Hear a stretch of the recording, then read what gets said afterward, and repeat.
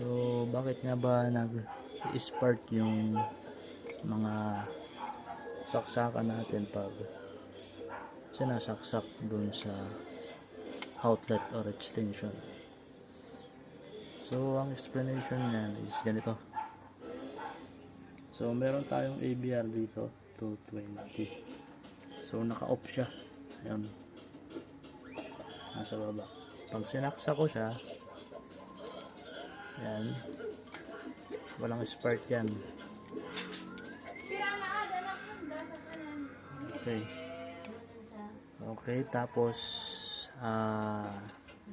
tatanggalin natin ulit natin to.